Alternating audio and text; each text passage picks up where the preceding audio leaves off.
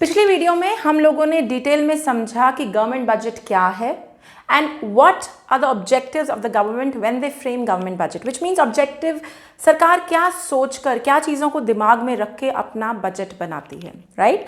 आज की वीडियो में हमने पिछली वीडियो में 4 ही ऑब्जेक्टिव्स किए थे, the remaining 3 we will do in this video. Welcome everyone, आप लोग देख रहे हैं eco world digital classes. This is macroeconomic series for standard 12th and we are doing government budget का चैप्टर। आखिरी 3 ऑब्जेक्टिव्स यानी सरकार क्या क्या बेचारी सोचती है जब अपना बजट बनाती है, उसे आज डिस्कस करेंगे। ओके, तो चलो। पिछले वीडियो में हमने 4 ऑब्जेक्टिव डिस्कस किए। क्विक रन थ्रू मारती हूँ। पहला was redistribution of income and wealth, यानी इकोनॉमी में कुछ अमीर हैं, कुछ गरीब हैं, अमीरों से ज़्यादा टैक्सेशन के थ्रू लिया और उसको गरीबों में सब्सिडीज़ के थ्रू बांटा। सिमिलरली कुछ रीजन्स हैं, कुछ इंडस्ट्रीज़ हैं विच आर मोर प्रॉफिटेबल, वहाँ से लिया और उसको गरीबों में या बाकी बेल्ट में बांट दिया। Second was provision of public goods. मैंने कहा था public goods like airports, like sea ports, roads, bridges is not something which private sector is going to do, क्योंकि महंगा है, बहुत पैसा लगता है और रिटर्न 15-15, 20-20 साल तक नहीं आता, तो प्राइवेट सेक्टर वाला अपना पैसा क्यों फंसाएगा, तो सरकार करती है। अब कोई भी पब्लिक गुड बनाने के लिए, कोई कॉरिडोर बनाना है, कोई सड़कें बनानी है, कोई नया टेक्नोलॉजी लानी है, रेलवे लाइन लगानी है, सरकार को प्लानिंग करनी पड़ती है अपने बजट में। Third was high GDP growth, which means the government definitely wants the economy to go up and for that they need to ensure कि उनकी policies बिजनेस को बढ़ाने वाली हों, यानी गुड्स एंड सर्विसेज की प्रोडक्शन बढ़ती जाए वैसी पॉलिसीज बनाएंगे, उसके लिए पैसा साइड को करेंगे, यानी इजी लोन देना एक्स्ट्रा, जो मैंने एग्जांपल्स दिए थे। That was about high GDP growth and finally we had also talked about one more thing, provision of public, मैं बिल्कुल ही भूल गई मेरे दिमाग, हाँ, balance regional growth, sorry, yes, balance regional growth, यानी इकोनॉमी के सारे रीजन, सारे स्टेट, सारे एरियाज इक्वली डेवलप हो, इंडस्ट्रीज हो, एजुकेशन हो, इसके लिए भी सरकार को सोचना पड़ता है और उस एरिया को डेवलप करने के लिए क्या किया जाए जहां डेवलपमेंट नहीं है, उसके लिए पैसा अपने बजट में साइड को रखना पड़ता है, एलोकेट करना पड़ता है। ये तो किया पिछली वीडियो में। अब करते हैं remaining 3 in today's video. The first one is reallocation of resources. Reallocate करना, मैं समझा रही हूं क्या है। इकोनॉमी में एक तरफ है प्रॉफिट मोटिव, एक तरफ है पब्लिक वेलफेयर।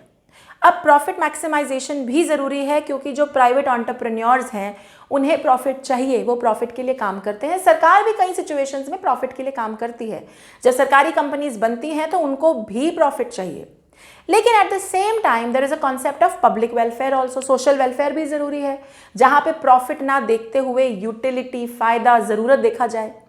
अब प्राइवेट एंटरप्रेन्योर ना इन दोनों को नहीं संभालने वाला जनरली, बट सरकार का तो जिम्मेवारी है, it is the prerogative, the responsibility of the government to ensure कि वो प्रॉफिट मैक्सिमाइजेशन भी होने दें और उस प्रॉफिट मैक्सिमाइजेशन के होते हुए भी वेलफेयर का ध्यान रखें, सोशल वेलफेयर का, खासकर in a economy like ours where there are so many economic issues. अगर सोशल वेलफेयर का ध्यान सरकार नहीं रखेगी तो तुम्हें पता ही है फिर क्या हाल होता है, यू नो।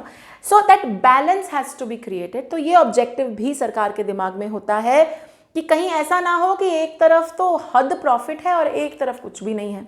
अब इसको वो कैसे टैकल करते हैं, लेट्स सी।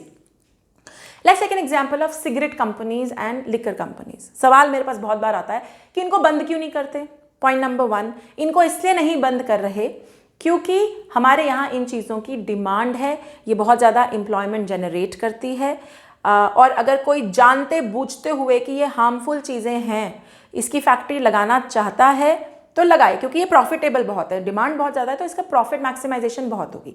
तो हमारे यहाँ मिक्स्ड इकोनॉमी है, तो सरकार ये नहीं कह सकती कि नहीं बंद कर दो, लेकिन सरकार क्या कर सकती है, खूब टैक्स लगा सकती है इन पर, ताकि ये बहुत ज़्यादा प्रॉफिटेबल है, इनके टैक्सेस से कुछ तो भला हो। वैसे तो ये हार्मफुल चीज़ बना रहे हैं, बट चलो इनके टैक्सेस से कुछ तो भला हो कहीं पर।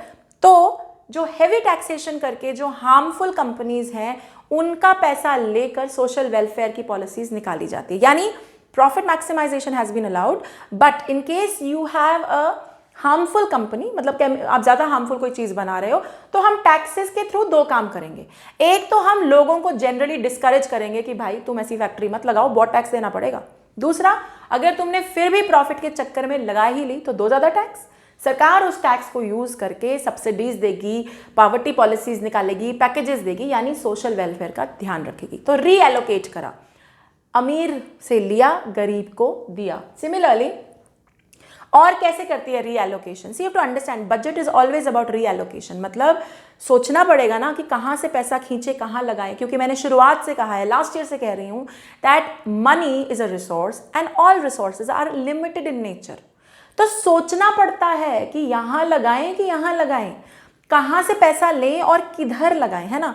तो अब देखो, फॉर एग्जाम्पल सिगरेट कंपनी पे 40% का कॉर्पोरेट टैक्स लगाया, खूब पैसा इकट्ठा किया, फिर उस पैसे को यूज करके वहां लगाया जहां प्राइवेट सेक्टर घुसने नहीं वाला, जैसे कि electricity creation, hydro power, electric power plants या न्यूक्लियर पावर प्लांट्स, ये इसमें जी प्राइवेट सेक्टर नहीं घुसेगा आसानी से। Too risky, too complicated, too long for the returns to come in, नहीं घुसने वाला। तो फिर क्या करें? अपने देश में बिजली ना आने दे, वाटर सप्लाई की बैंड बजने दे, सोलर एनर्जी को हार्नेस ना करें, तो कौन करेगा इस पे काम? The government will take the lead there. उस पैसे को यूज करके सरकार लीड लेगी और इन प्रोजेक्ट्स को बनाएगी। माइंड यू गाइज, हमारे पिछले 70 सालों में बहुत ही कम इंफ्रास्ट्रक्चरल प्रोजेक्ट्स बने हैं। One, because private sector can't invest there. Two, the governments in power have not wanted to invest that money। उसमें गवर्नमेंट का क्या फायदा है? देखो, मैं तुम्हें पॉलिटिकल फंडा समझाती हूँ। आज पैसे लगाए, 5 साल में मेरी सरकार ही बदल गई। अब ये तो बनेगा, मेरा जो हाइड्रो इलेक्ट्रिक पावर है, स्टेशन है, ये तो बनेगा 10 साल में जाके। तो नाम किसका आएगा? दूसरी सरकार का। मेरा क्या फायदा? तो मैं क्यों लगाऊं? छोड़ो परे, टैक्सेस आ रहे हैं, अपनी जेब में भर लो। You getting the political angle to it. It will take the niyat of the government also to use that money on the country and not put that in their Swiss account। ये भी फंडा है। सरकार की नीयत पे बहुत फर्क पड़ता है। If they want, they can do a lot of things for the economy। लेकिन इंटेंट पर है ना, ठीक है ना। तो फंडा है कि किसी से लेंगे, कहीं से पैसा खींचेंगे तो ही तो कहीं लगाएंगे, तभी तो इतना हल्ला है, टैक्स तो टैक्स तो टैक्स तो। भाई सोचने वाली बात है, अगर सरकार को टैक्स ही नहीं मिलेगा तो सरकार के पास कौन सा बिजनेस है जिसको चला के सरकार पैसे बनाएगी? कुछ एक हैं कंपनीज, बट वो तुम्हें लगता है कि उन्हें कंपनीज का जो रेवेन्यू है, जो प्रॉफिट है, वो सरकार के लिए इनफ है to run an entire country? No, taxes are important. That is why taxes are asked कि भाई दोगे तभी तो सड़कें, स्कूल, एजुकेशन बनेगी। और कैसे होता है बजट में? चलो जी, इस साल एजुकेशन पे बहुत पैसा लगा लिया, वेरी गुड। अब अगले साल पे जो पैसा हमने, जैसे पिछले साल एजुकेशन पे लगाया था, इस साल अब हम पैसा डिफेंस पे लगा देते हैं। This government has been very keen on defence and education and that is why हमने रफाल खरीद लिया। हमारे पास एजुकेशन पॉलिसी नहीं आ गई है, एजुकेशन पे बहुत पैसा लगा है, क्योंकि ये बहुत सोचा समझा एलोकेशन है। कहीं से पैसा खींच रहे हैं और कहीं पर लगा रहे हैं। Are we clear? तो ये भी एक बजट का ऑब्जेक्टिव होता है, ये सोचना कि बैलेंस कैसे बनाए रखें प्रॉफिट मैक्सिमाइजेशन और सोशल वेलफेयर के बीच में। ठीक है। Second point, employment opportunities. Obviously this has to be thought through. Employment अपने आप तो नहीं जनरेट होती गाइस, कैसे होएगी? एम्प्लॉयमेंट क्या है? किसी ने फैक्ट्री लगाई तो नौकरियां जनरेट होगी, है ना। अब एक बात बताओ, क्या सरकार सारी फैक्ट्रियां लगा सकती है? कैन द गवर्नमेंट इंश्योर कि अगर 4 करोड़ लोग आज अनएम्प्लॉयड हैं, उन 4 करोड़ लोगों के लिए हम बिना सोचा समझे फैक्ट्रीज लगा दें? ऐसा हो सकता है? नहीं हो सकता। That is why programmes like startup India, digital India, skill up India are very important.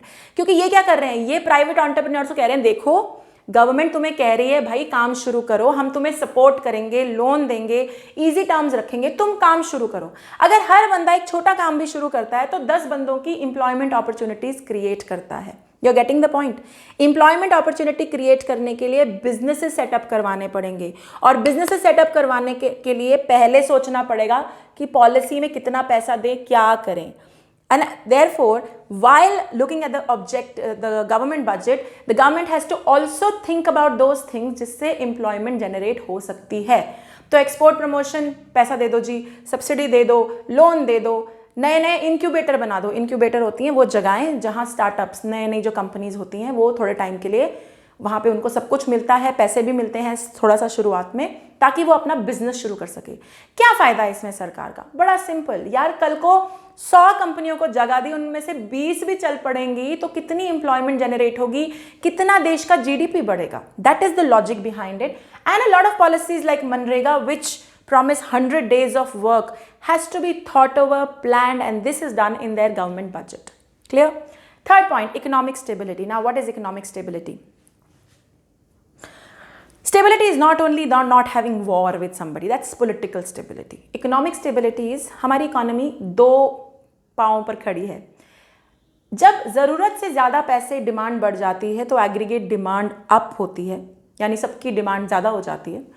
और अगर डिमांड बहुत ज़्यादा हो गई लेकिन सप्लाई नहीं हुई, मतलब तुमने कारों की डिमांड की लाइन लगा दी लेकिन कारों की फैक्ट्रियाँ नहीं है अपने देश में, सप्लाई नहीं हो रही, तो रेट का क्या होगा? बढ़ जाएगा. पेट्रोल को देखो, पेट्रोल की डिमांड देखो, क्रूड ऑयल की डिमांड देखो, लेकिन अपने देश में है नहीं, है ना? तो उस डिमांड को मैच करने के लिए इंपोर्ट करना पड़ता है, and that is why petrol के प्राइसेस हाई हैं. लॉजिक. सिमिलरली उल्टा spectrum of the economy is also true. Sometimes what happens, deficiency हो जाती है, पैसे ही नहीं है इकोनॉमी में. यानी डिमोनेटाइजेशन के समय क्या हुआ? पैसे ही नहीं बचे, कैश नहीं बचा लोगों के पास, तो थोड़े टाइम के लिए डिमांड, एग्रीगेट डिमांड गिर गई. लोगों के पास पैसा ही नहीं है कैश में, प्रॉपर्टी नहीं खरीद सकते थे क्योंकि प्रॉपर्टी में बहुत सारा पैसा ब्लैक में होता है, यानी not in accounts, under the table, है ना? तो नहीं खरीद पाए, तो डिमांड हो गई कम.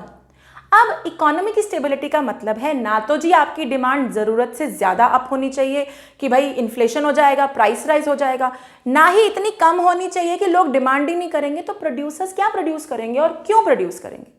Now, the situation where both of these are tackled well is known as economic stability. अब सवाल ये उठता है, क्या इकोनॉमी हमेशा इक्विलिब्रियम में रहती है? What a joke, never. It's like this, कभी ऊपर कभी नीचे, कभी ऊपर कभी नीचे. लेकिन ये थोड़ी बहुत सम में रहे, थोड़ी बहुत इक्विलिब्रियम में रहे, इसके लिए किसी को कुछ मेहनत करनी पड़ती है, और वो किसी है गवर्नमेंट एंड आरबीआई. गवर्नमेंट अपनी बजटरी पॉलिसी के थ्रू, यानी अपनी रेवेन्यू और एक्सपेंडिचर पॉलिसी के थ्रू, और आरबीआई अपनी मॉनेटरी पॉलिसी के थ्रू, जो हमने बैंकिंग के चैप्टर में किया, repo rate, reverse repo rate, उनके थ्रू अपने देश का इन्फ्लेशन डिफ्लेशन को कंट्रोल करने की कोशिश करता है. लेट्स टेक एन एग्जांपल, दोनों का एग्जांपल लेते हैं. सरकार को लग रहा है इन्फ्लेशन हो गई है बहुत ज़्यादा, इकोनॉमी में ज़रूरत से ज़्यादा डिमांड है, सप्लाई तो है नहीं, रेट बढ़ रहे हैं, क्या करें क्या करें? बजट के थ्रू, बजट में, तो बजट में टैक्सेस होते हैं, बजट में टैक्सेस को छेड़ा जा सकता है. टैक्स बढ़ा दो, टैक्स बढ़ा दो, लोग ज़्यादा टैक्स देंगे तो उनके हाथ में पैसा कम रहेगा, तो डिमांड थोड़ी कम हो जाएगी. सिमिलरली आरबीआई क्या करेगा? इन्फ्लेशन चल रहा है इकोनॉमी में, बहुत ज़्यादा पैसा है, कम करना है, इंटरेस्ट रेट, रेपो रेट बढ़ा दो, बढ़ा दी, बैंक रेट बढ़ा दो, बढ़ा दी. जैसे ही रेपो रेट या बैंक रेट आरबीआई ने बढ़ाई, कमर्शियल बैंक्स क्या करेंगे? वो भी अपना इंटरेस्ट रेट बढ़ाएंगे. तो लोग ज़्यादा लोन लेंगे कि कम लोन लेंगे? कम लोन लेंगे, क्योंकि लोन लेना अब महंगा हो गया. तो जो एग्रीगेट डिमांड है वो थोड़ी सी कम हो जाएगी. तो इन्फ्लेशन की प्रॉब्लम क्या है? डिमांड बहुत ज़्यादा है, कम करनी है, तो इन दोनों तरीके से वो कम किया जा सकता है. मैंने बस अभी एक छोटा सा एग्जाम्पल लिया है. सरकार अपने बजट और मॉनेटरी, बजट की पॉलिसी को बोलते हैं फिस्कल पॉलिसी या बजटरी पॉलिसी, और जो आरबीआई कंट्रोल करता है उसको बोलते हैं मॉनेटरी पॉलिसी. इन दोनों की परम्यूटेशन, कॉम्बिनेशन, जोड़ तोड़ से सरकार स्टेबिलिटी लाने की कोशिश करती है, जहां एग्रीगेट डिमांड ज़रूरत से ज़्यादा ऊपर ना हो, यानी इन्फ्लेशन, प्राइस राइज की सिचुएशन ना हो, या ज़रूरत से ज़्यादा कम ना हो, जिसे हम डिफ्लेशन, और अगर डिफ्लेशन कंट्रोल ना की जाए तो वही रिसेशन और वही डिप्रेशन बन जाता है. हम इसको एडीएस के यूनिट में बहुत डिटेल में समझेंगे, बट फिलहाल के लिए this is also the reason why government अपना बजट बनाते समय इस पे भी ध्यान देती है, इन चीज़ों को भी दिमाग में रखा जाता है. Okay, so with this we close objectives of government budget. I hope you are clear कि objectives को कैसे देखना है, कि इन चीज़ों को दिमाग में रखते हुए सरकार अपना बजट बनाती है. Like I've already said in yesterday's class, इस पे डायरेक्ट क्वेश्चंस नहीं आते, there will be application based questions. तो आपको you should be well versed with the latest government policies, क्योंकि सीबीएसई वाले उन गवर्नमेंट पॉलिसीज को पकड़ के क्वेश्चंस दे देते हैं. फॉर एग्जाम्पल आपसे क्वेश्चन आए कि मनरेगा की स्कीम कौन से ऑब्जेक्टिव को फुलफिल कर रही है, चलो ये तो मैंने तुम्हें बता दिया, तो तुम इसका आंसर लिख लोगे, एम्प्लॉयमेंट अपॉर्चुनिटी. सिमिलरली अगर मैं कहूँ स्टार्टअप इंडिया प्रोग्राम किस किस ऑब्जेक्टिव को फुलफिल कर रही है, तो 1 is high GDP growth, 2 employment opportunity, 3 it could also be about economic, that's it, employment opportunity and high GDP growth. तो इस तरीके से सवाल आ सकते हैं, इसीलिए पॉलिसीज़ को अच्छे से पढ़ना बहुत ज़्यादा इंपॉर्टेंट. एटलीस्ट अच्छे से पढ़ना, डिटेल में नहीं पढ़ना, ये तो पता कर लो कि वो पॉलिसी है किस चीज़ के बारे में, बस दैट्स इट, उससे काम चल जाएगा. ओके, स्टे ट्यून्ड बिकॉज अगली वीडियो में we will talk about the parts of budget and what is revenue receipt and revenue expenditure, capital receipt, capital expenditure. If you're watching me on YouTube, don't forget to share, like, subscribe and comment. Till then, bye bye, take care.